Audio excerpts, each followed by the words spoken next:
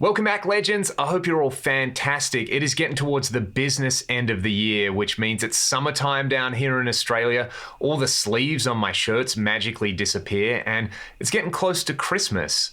Oh, and I get to wrap up all my favorite pieces of gear for the year 2021 in one video. I'm gonna arrange these according to three pretty broad categories.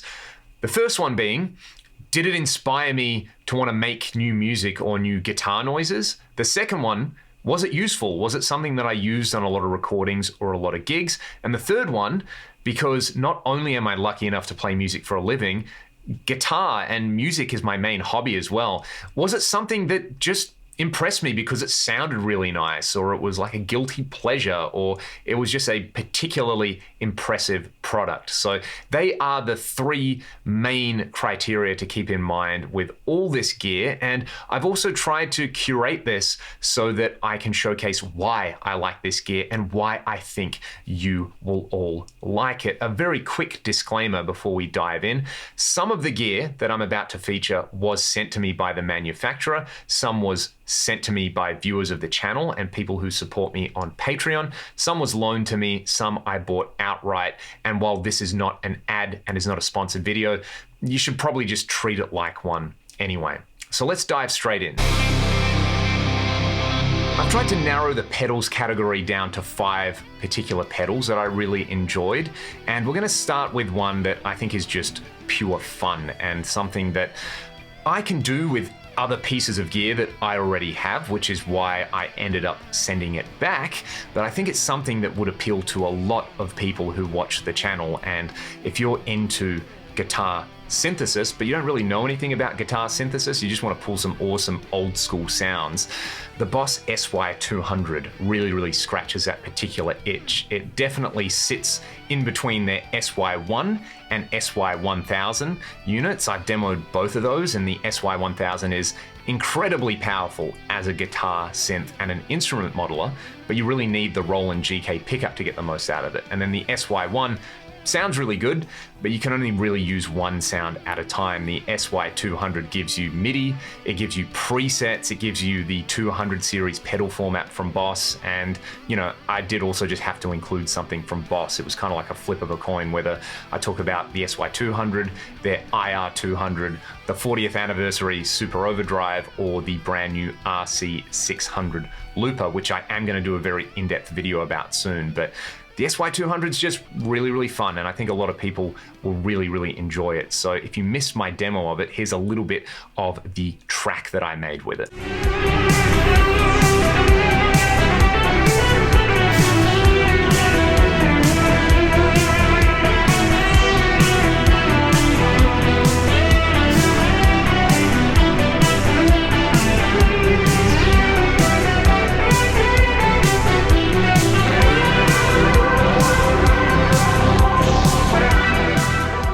Coming in next is a pedal that, you know, seems really obvious on paper, but something that I find is pretty hard to execute. And this falls into the it's just really good category. Again, this could have been a toss-up between several different products that I had a chance to try from the company, but I'm gonna mention this pedal, the Crossfire from Crazy Tube Circuits. It's basically a Fender style amp in a box circuit paired with an overdrive, and basically it gives you your sort of standard tube screamer or super overdrive with a bunch more gain controls on there. There's an effects loop.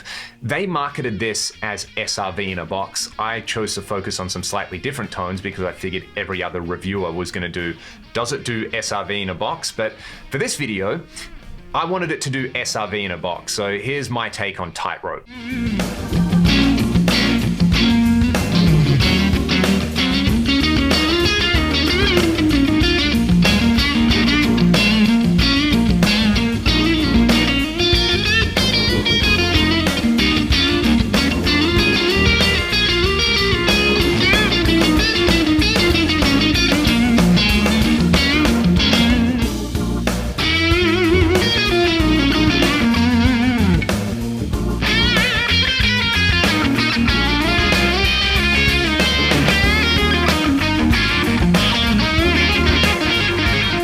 Another pedal that falls into the amp in a box category that I think probably does the amp in a box category better than anything else I've ever tried, and it really surprised me at just how fantastic it sounds, is the Revival Drive Compact Hot Rod from Origin Effects.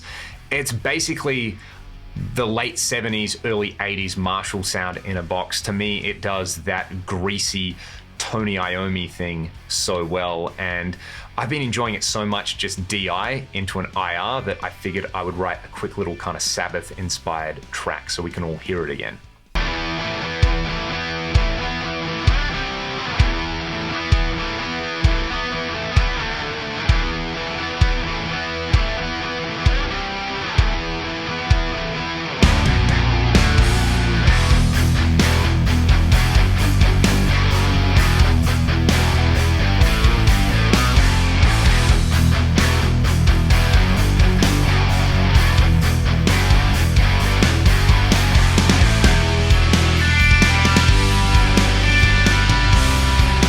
I spent a lot of this year kind of collecting old rack gear and showcasing it on the channel. So it was pretty serendipitous that this particular piece of gear came out, because it's something that really is a big part of that late 80s, early 90s big refrigerator rack sound, and it's in a little box now, and it's the Triceratops from Eventide. The reason I was so impressed with this particular pedal, and just generally the entire .9 series, is I love the H9. I've used that so much. If you go and listen to Ragdoll's Back to Zero album, the H9 is on every single track there. It's such an inspiring unit, but it doesn't have physical knobs on it. And the .9 pedals, I think, are just taking the best algorithms from the H9 and putting them in a pedal format. What's so great about this though, if you like the 80s thing, and this is very much an Indulgent thing for me, it falls into that third category, is that not only does it do the iconic tri-chorus sound so well, it gives you pitch detune on there. So that classic 80s sound was not just chorus, it was chorus plus detune. It's like grease on top of grease, and you can do that with the Triceratops in one unit. So I just took the liberty of recording some more clean clips with a Triceratops and a clean sound and the neck and middle combo on my Strat. Enjoy.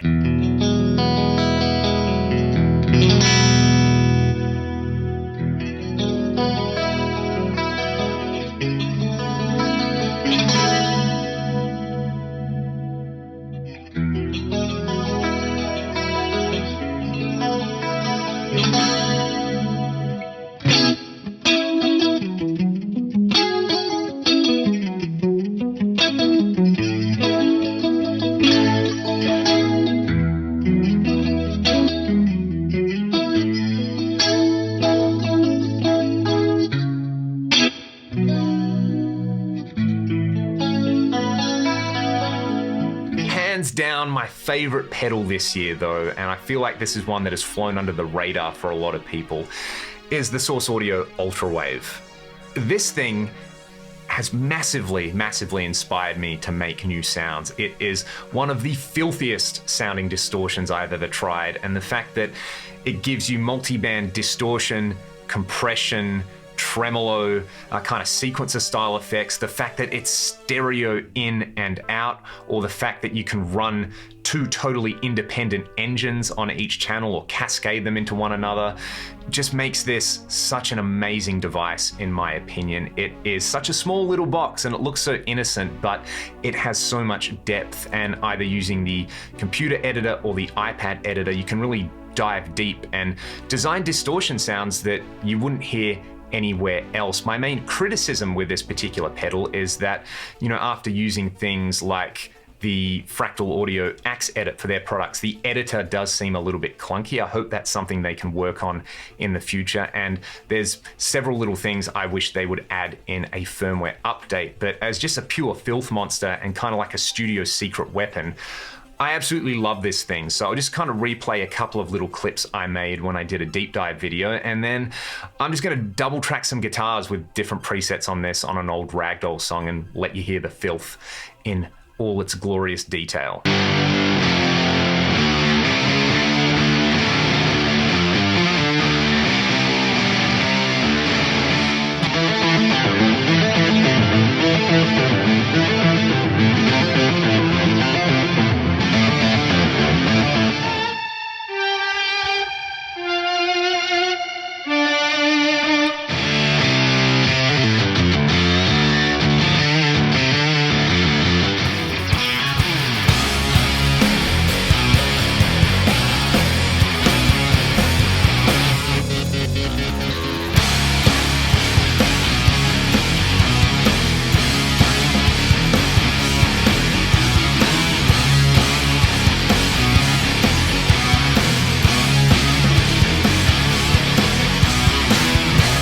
Now, one thing I have consciously moved away from demoing on the channel, just because I feel like it gets a little bit samey, are demoing plugins, but there were some fantastic plugins which came out, and three that I really enjoyed are Mercurial's Antbox plugin, which takes their fantastic amp modeling plugins, which have already been available, which I already have and have talked about on the channel, and just puts them into one plugin. I do feel like they can still make some improvements to the onboard effects and just the overall graphical user layout, but it is incredibly handy having their Triaxis plugin, their U530 plugin, and their Bogner Ecstasy emulation in one box. And it's very much a plugin that kind of speaks to the sort of tones that I like. With that, there is Softtube's Celestion Speaker Shaper, which I demoed recently and is kind of like an all-in-one direct guitar recording suite. You can move around virtual microphones on a virtual speaker. You can change the dimensions of the speaker, the materials the speaker's made out of. There's a great sounding room IR and some EQ options on there. I think it just lacks the ability to export your own impulse response, even though a bunch of the fun stuff in the plugin relates to the non-linear stuff that an IR can't capture. I think it would still be a handy thing to have. And then FabFilter's Timeless plugin, which is their updated delay plugin, which I've been using on just about every guitar recording I've done, and it's giving me so many new ideas when it comes to using delays. The presets on there are fantastic. There is a very flexible kind of modifier system on there that kind of reminds me of something you would find on the Fractal audio devices, and I really hope in the future Fractal release a delay plugin and do something like Timeless, because I love the way their delays sound in the Axe-Fx, the FM9 and the FM3. I think Timeless is probably the closest thing you can get to that at the moment in a dedicated plugin. The next category that I want to talk about is amplification, preamps, modeling devices, the kind of core units of a guitar sound. And there were several very exciting modeling units put out this year and some amazing amps that I got to try. And there was even some new rack gear released. Well, some new rack modules from Synergy anyway. And I did get myself a Synergy system. I've got the Syn 5050, the Syn 2, and a bunch of modules. Synergy did send over nearly every single module they've ever made. I've ended up buying the Syn 2, the Syn 5050, and a handful of modules from them. And the one that I've been enjoying the most is the one that I demoed recently, and is the Synergy 2CP, which just does that perfect Boogie Mark series sound. It mounts into their modular system, so I can have that together with something like their Überschall module, which sounds unbelievable and sounds like none of my other fantastic amps that I own, or I could put it in with their TDLX module, which does a perfect Fender pedal platform. In fact, that's kind of been my go-to module when demoing pedals on the channel recently.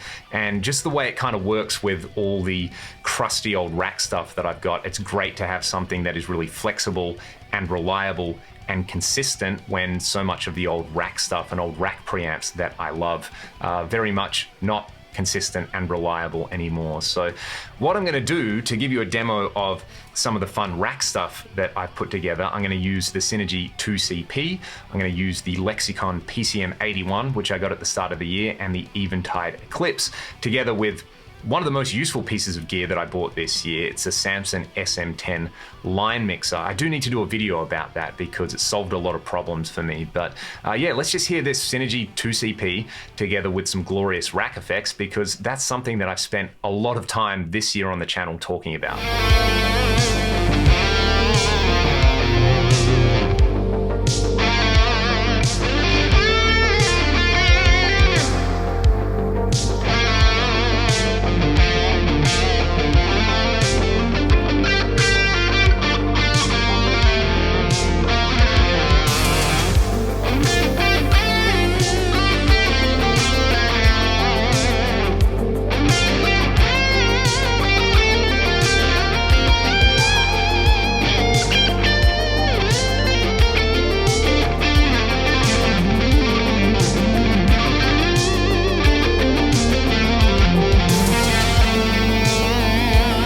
We'll circle back around to to the rack thing because I do want to talk about my favorite piece of vintage gear that I've acquired this year. We'll talk about that a little later though.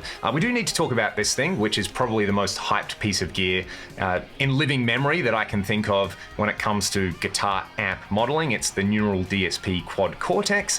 I've done a few videos with this. I kind of did a first impressions video where I just talked about my first impressions and got a lot of feedback on that particular video, but I was loaned this particular unit by my good friend Kevin. Kevin, thank you so much for letting me hang on to this. There will be some more videos with it. And if you saw my follow-up video with the Quad Cortex, where I actually made some captures and talked about it, you know a lot more about my thoughts there. But since then, it has had some updates. It finally has a plate reverb, but I still am going to stick with my initial opinion where this is a device that shows a lot of promise, but I don't think it is the finished product just yet. The capture function is fantastic and it sounds really, really good, and it's going to keep a lot of people happy. I've seen it keeping a lot of people happy already, but there are certain aspects of this which were promised which are not integrated yet. And I think a big thing that people were excited about and maybe a little impatient about was the ability to load up their plugins. And one of my criticisms was, stuff like the SLO model in this doesn't sound anywhere near as good as the SLO plugin that they make. And since this has come out, they've released several more amp modeling plugins. They've even done a John Petrucci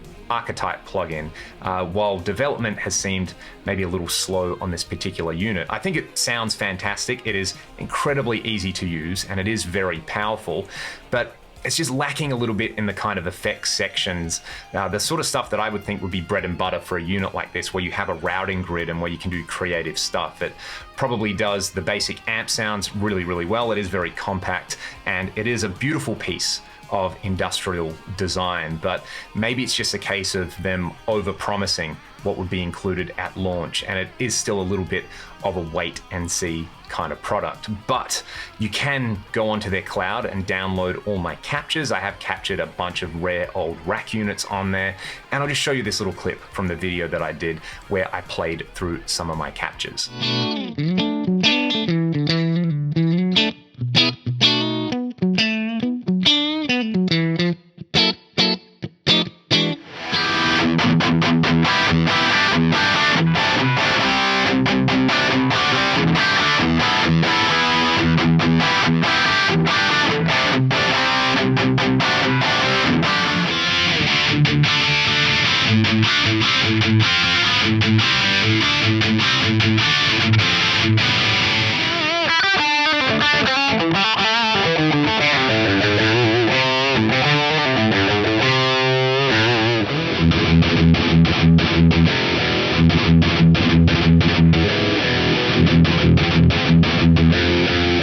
To prove that you don't need a whole bunch of cash to get some really convincing direct guitar tones, I'm going to mention the Flammer preamp and their cabinet impulse response loader. The preamp does some great bread and butter guitar tones in an albeit kind of plasticky feeling little box. It doesn't really feel premium, but then again, it is not priced to be premium. They are really affordable, but I really enjoyed the feature set that they put into their cabinet impulse response loader, where you can load 2 different IRs. You can hook it up to your computer and load in your own IRs. There is a micro delay to adjust for phase between the 2 IRs, which I think is a fantastic feature, and a basic high and low cut. I did a demo video featuring those as well as their delay pedal, and I'll just play you a very quick little clip from that.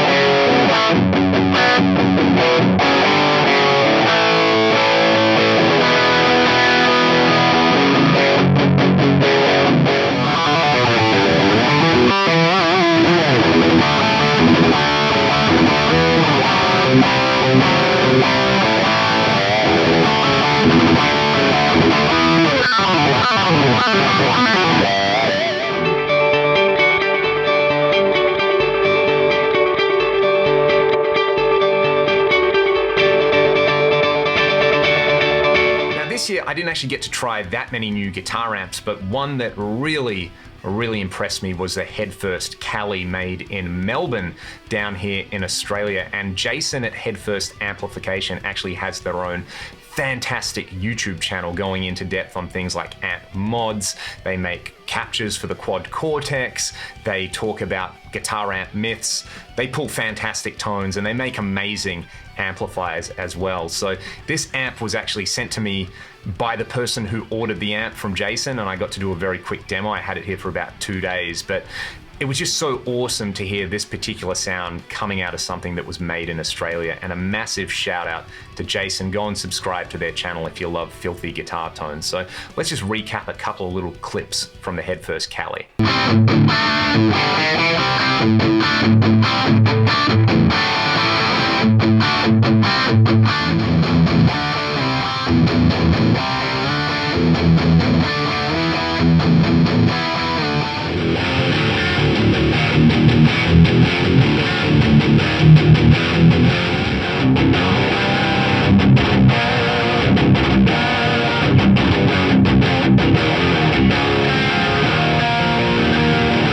I don't need to waffle on too long about this, but when we're talking about a product really nailing it at launch, I think the Fractal FM9 hit the spot for me and for a lot of other people. It's really benefited from the fact that the Axe-Fx 3 has been out for a few years. It's really benefited from the FM3 having active firmware development on it. And like I said in my initial video with it, it really sits in the Goldilocks zone. It just got a brand new update where you can run just about everything from the Axe-Fx 3. The new pitch block and polyphonic virtual capo is in there. You've got the pitched reverbs, you've got the amazing sounding Cygnus amp modeling, and you've got their routing and modifier system in here. And I think it's still really the only unit for guitar players that really nails that synthesizer style modifier system where you've got LFOs, ADSRs, you've got things like pitch followers and envelope followers, scene controllers, stuff that you can assign to just about anything in here to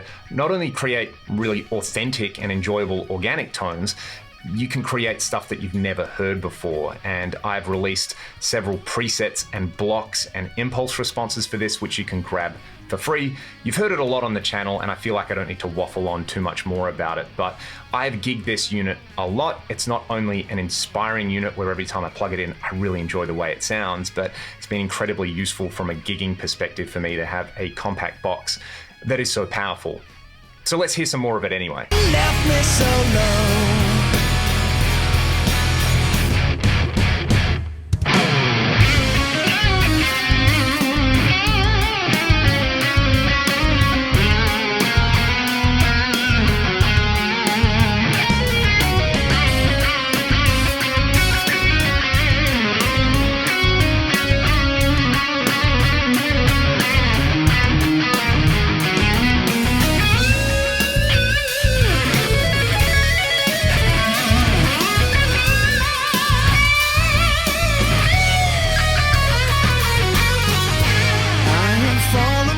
Comes to guitars, this is the big thing for me this year. I finally bought a 7-string and I ended up going with a used Music Man JP7. This finish is called Egyptian Smoke, and I didn't love it at first, but I really like it now. It's just such a fantastically built instrument. It is so comfortable to play. It sounds absolutely savage. And you know, I wanted a 7-string that also kind of looked normcore as well. Like, I'm not into the whole extreme guitar shape thing. I wanted something with some nice curves. And as much as I resisted the temptation to go full John Petrucci fanboy, I ended up going full John Petrucci fanboy, and I got a JP7 because it just feels right to me. I even recorded a drop A version of the Ragdoll song Rust, and in case you missed it, here it is.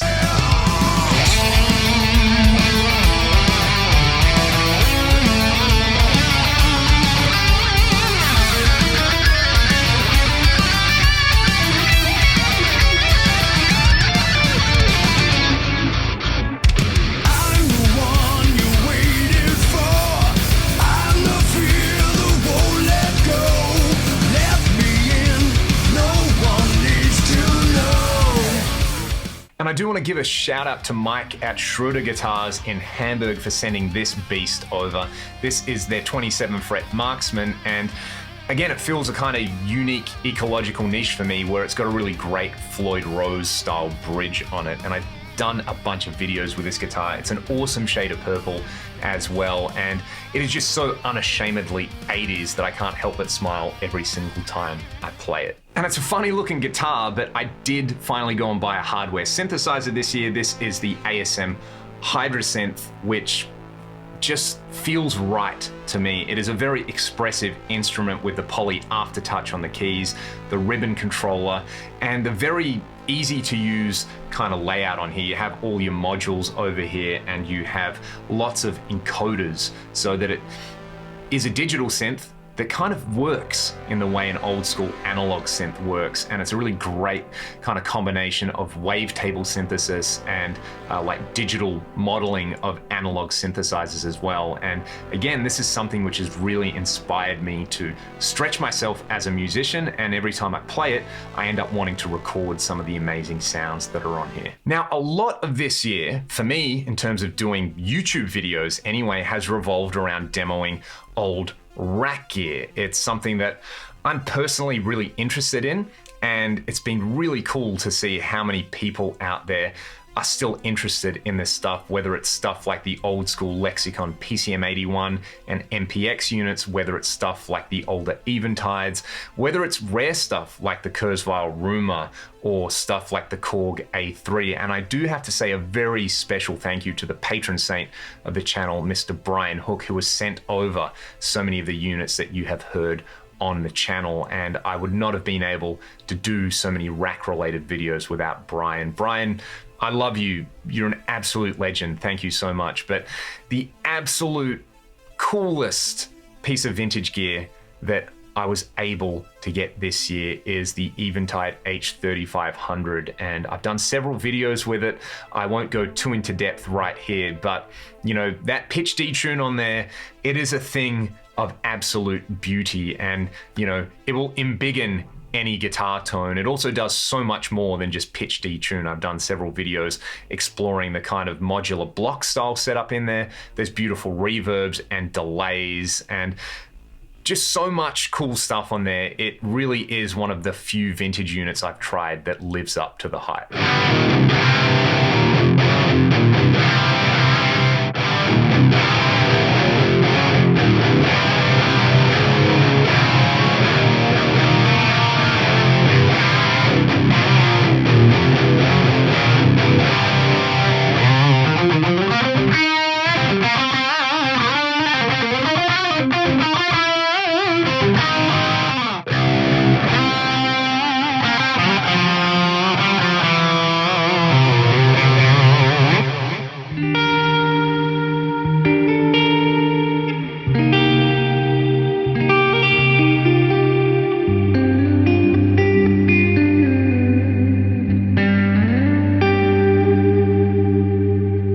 Thanks so much for watching the video. I hope you enjoyed the clips. It was a whole bunch of fun to go back and revisit all my favorite gear from 2021. Now is the fun part. I want you all to let me know your favorite gear from this year. Let me know if there was gear that was particularly inspiring, useful, or just purely indulgent that you went out and bought, and why you like it so much. There's probably a whole bunch of gear that I did not get to check out that I would love as well. So let me know what you all fell in love with in 2021. I hope you have a fantastic holiday season and a very safe new year. You're all legends. I love you all. Take it easy until I see you next time. Cheers!